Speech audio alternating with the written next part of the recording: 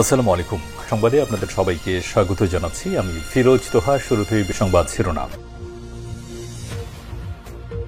পুরোদমে Iran, Israel এবং নিরীহ ফিলিস্তিনিদের মাঝে ভয়াবহ যুদ্ধ শুরু হয়েছে। আর এরই মাঝে আমাদের হাতে এসেছে যুদ্ধের সব থেকে তাজা আপডেট সংবাদ। প্রথমেই জানাবো, যুক্তরাষ্ট্রের জন্য আরেকটি আফগানিস্তান হচ্ছে ইয়েমেন।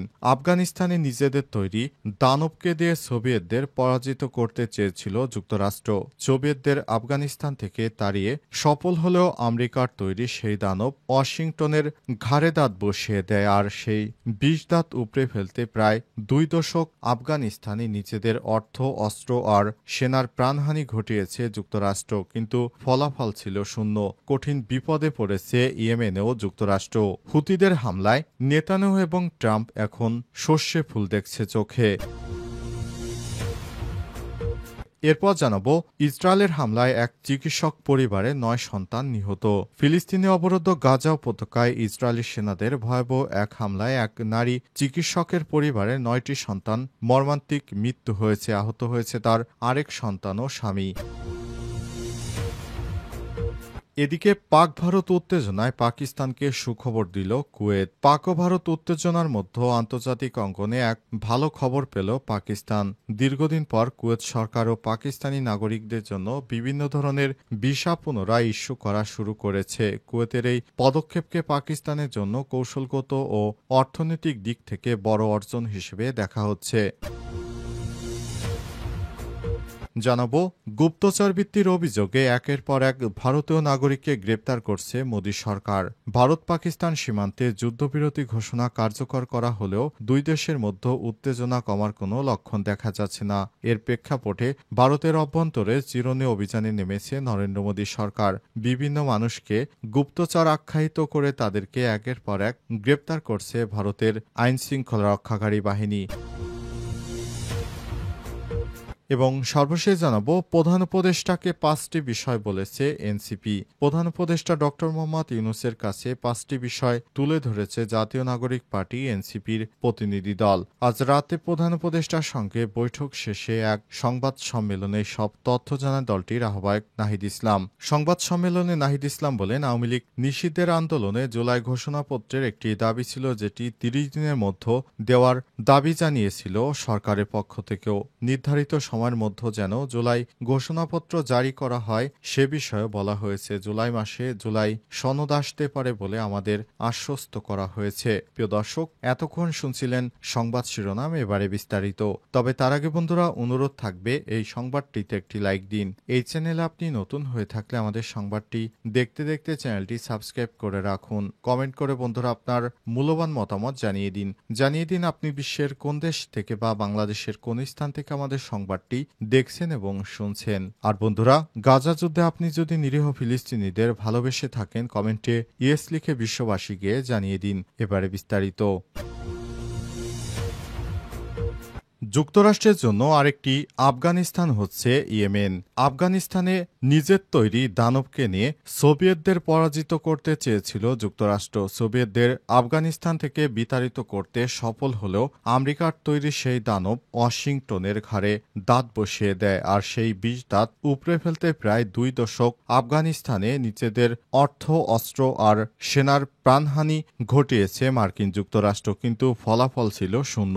আফগানিস্তান থেকে শেষ পর্যন্ত নিঃশব্দে পিছু হটতে বাধ্য হয়েছে ওয়াশিংটন। তবে সেই অভিজ্ঞতা থেকে শিক্ষা না নিয়ে ফের একই ভুলের পথে পা বাড়িয়েছে যুক্তরাষ্ট্র।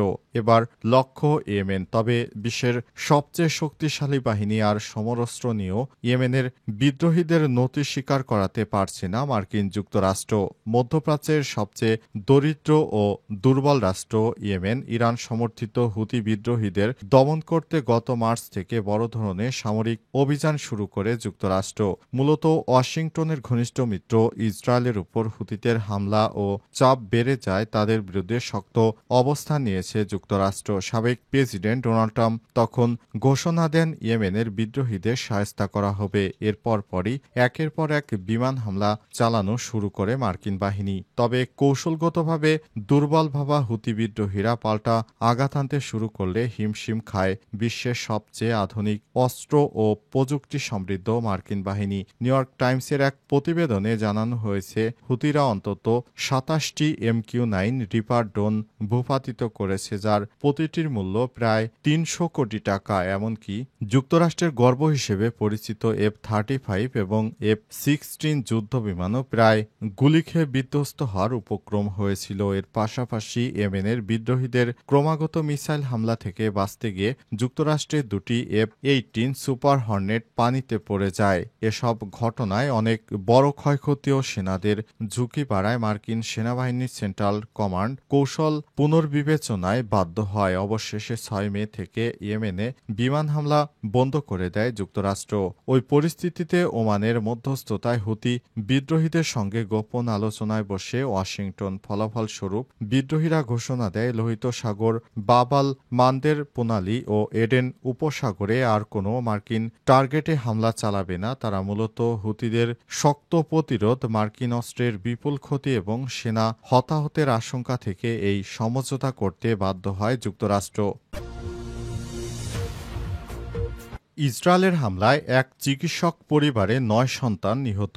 ফিলিস্তিনে অবরুদ্ধ গাজা উপত্যকায় দখলদার ইসরায়েলি সেনাদের ভয়াবহ এক হামলায় নারী চিকিৎসকের পরিবারে ৯টি সন্তান মর্মান্তিকভাবে নিহত হয়েছে। আহত হয়েছে তার আরেক সন্তান ও স্বামী। আজ গাজার খান ইউনুসে চালানো এই বর্বর হামলায় মুহূর্তেই ভেঙে চুরমার হয়ে যায় একটি সম্পূর্ণ পরিবার। খবর বিবিসির। প্রতিবেদনে বলা হয়েছে, নিহতদের মা আলা আল নাজার নামের ওই নারী চিকিৎসক গাজার নাসের হাসপাতালে কর্মরত ছিলেন। তার স্বামী একজন চিকিৎসক। ঘটনার সময় তিনি স্ত্রীকে কর্মস্থলে পৌঁছে দিয়ে বাড়ি ফিরছিলেন। বাড়িতে প্রবেশের কয়েক মিনিটের মধ্যেই ইসরায়েলি বিমান হামলায় তার বাড়িটি ধ্বংসস্তূপে পরিণত হয়। ওই হামলায় চিকিৎসক আলা আল নাজারের ১০ সন্তানের মধ্যে ৯ জনই প্রাণ হারিয়েছে। আহত হয়েছে ১১ বছর বয়সী আরেক সন্তান, যাকে অস্ত্রোপচার করেন গ্রাহাম গ্রুপ নামের এক ব্রিটিশ চিকিৎসক। বিবিসিকে দেয়া এক সাক্ষাৎকারে গ্রুম জানান, ছোট শিশুটিকে বাঁচানোর জন্য তারা সর্বোচ্চ চেষ্টা করেছে। গাজা স্বাস্থ্য মন্ত্রণালয়ের একটি ভিডিও প্রকাশ করেছে, যেখানে দেখা যায় ধ্বংসস্তূপের নিচ থেকে বের করে আনা শিশুদের পোড়া মরদেহ। হৃদয় বিদারক সেই চিত্র সামাজিক যোগাযোগ মাধ্যমে ছড়িয়ে পড়ে ব্যাপক আলোড়ন সৃষ্টি করে। গাজা স্বাস্থ্য মন্ত্রণালয়ের পরিচালক ডাক্তার মুনির আলবোরস জানান, হামলার সময় পরিবারটি তাদের নিজ বাড়িতেই অবস্থান করছিল। হামলার লক্ষ্যবস্তু ছিল একটি বেসামরিক পরিবার, যেখানে কোনো রাজনৈতিক সংশ্লিষ্টতা বা যোদ্ধার উপস্থিতির প্রমাণ মেলেনি। ব্রিটিশ চিকিৎসক গ্রাহাম গ্রুমও এ বিষয়ে স্পষ্টভাবে বলেছেন, চিকিৎসক দম্পতির কেউই রাজনীতি বা হামাসের সঙ্গে জড়িত ছিলেন না, এমনকি তারা সামাজিক মাধ্যমে লেখালেখিও করতেন না। শুক্রবার গাজায় ইসরায়েলি হামলায় নিহত হয় ৭০ জনের বেশি মানুষ। তাদের মধ্যে আলা আল নাজারের ৯ সন্তানও রয়েছে। ইসরায়েলি বাহিনী দাবি করে তারা হামাস যোদ্ধাদের লক্ষ্য করে আক্রমণ চালায়, কিন্তু বাস্তবে হামলার বলি হচ্ছে অসংখ্য নিরীহ ফিলিস্তিনি। প্রতিদিনের মতোই এদিনও গাজার সাধারণ মানুষের উপর নেমে আসে মৃত্যু ও ধ্বংসযজ্ঞের নতুন অধ্যায়। এই ঘটনায় আন্তর্জাতিক মহলে নতুন করে উদ্বেগ তৈরি করেছে এবং মানবাধিকার সংস্থাগুলো একে যুদ্ধাপরাধ হিসেবে বিবেচনা করার দাবি জানাচ্ছে।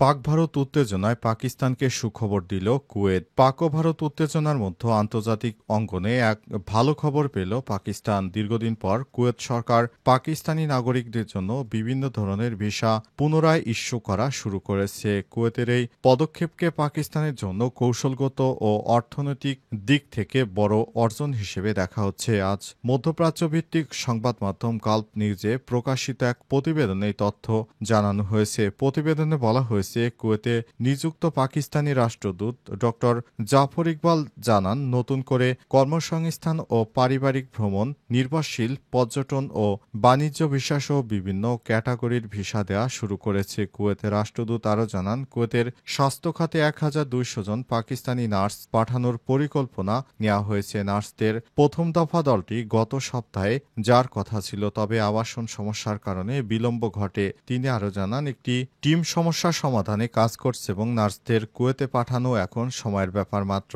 ড জাফর ইকবাল আরও জানান, পাকিস্তান ও কুয়েতের মধ্যে নতুন শ্রম সংক্রান্ত একটি সমঝোতা স্মারক সইয়ের চূড়ান্ত পর্যায়ে রয়েছে। চুক্তি সইয়ের আগে কিছু বিধান বাস্তবায়ন শুরু হয়েছে, যা ভবিষ্যতে শ্রমিকদের চলাচল ও সহযোগিতা আরও সহজ করবে। রাষ্ট্রদূত কুয়েত পাকিস্তান সম্পর্ককে ভ্রাতৃত্ব সুলভ বলে উল্লেখ করে বলেছেন, দুই দেশের সম্পর্ক আধুনিক রাষ্ট্র ব্যবস্থার আগে শুরু হয়। তিনি আরও বলেন, 1960 ও 70-এর দশকে কুয়েতের অবকাঠামো নির্মাণে পাকিস্তানি প্রকৌশলী ও শ্রমিকদের ভূমিকা দুই দেশের মধ্যে একটি গভীর ঐতিহাসিক বন্ধন গড়ে তুলেছে। বর্তমানে কুয়েতে 93,000-এর বেশি পাকিস্তানি নাগরিক বসবাস করছে। তারা স্বাস্থ্যসেবা, শিক্ষা ও অন্যান্য খাতে গুরুত্বপূর্ণ অবদান রাখছেন বলে জানায় রাষ্ট্রদূত।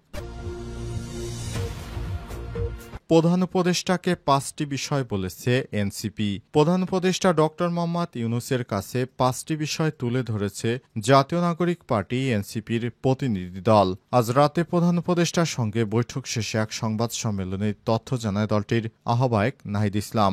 সংবাদ সম্মেলনে নাহিদ প্রথমেই জানান, আওয়ামী লীগ নিষিদ্ধের আন্দোলনে জুলাই ঘোষণাপত্রের একটা দাবি ছিল, যেটি 30 দিনের মধ্যে দেওয়া হবে বলে জানিয়েছিল সরকারের পক্ষ থেকে। নির্ধারিত সময়ের মধ্যেই যাতে জুলাই ঘোষণাপত্র জারি করা হয় সে বিষয়ে বলা হয়েছে। জুলাই মাসেই জুলাই সনদ আসতে পারে বলে আমাদের আশ্বস্ত করা হয়েছে। তিনি বলেন, জুলাই অভ্যুত্থানে শহীদ ও আহতদের পুনর্বাসনের কাজটা ধীরগতিতে চলছে। সঞ্চয়পত্র ও ভাতা দেওয়ার কথা বলা হয়েছিল, তা এখনো অনেকেই পাননি। শহীদ ও আহতদের জন্য সরকারের দেওয়া প্রতিশ্রুতিগুলো যেন দ্রুত নিশ্চিত করা হয় সে বিষয়ে জানানো হয়েছে। শেখ হাসিনার আমলে হওয়া সব নির্বাচনকে অবৈধ করতে বলা হয়েছে এনসিপির পক্ষ থেকে বলা। নাহিদ আরও জানান, বর্তমানে নির্বাচন কমিশনের উপর আমরা আস্থা রাখতে পারছি না। এই কমিশন পুনর্গঠন করার দাবি জানানো হয়েছে। নতুন কমিশনের অধীনে দ্রুত স্থানীয় সরকার নির্বাচনের আয়োজন করার বিষয়টি তুলে ধরা হয়েছে। নাহিদ আরও বলেন,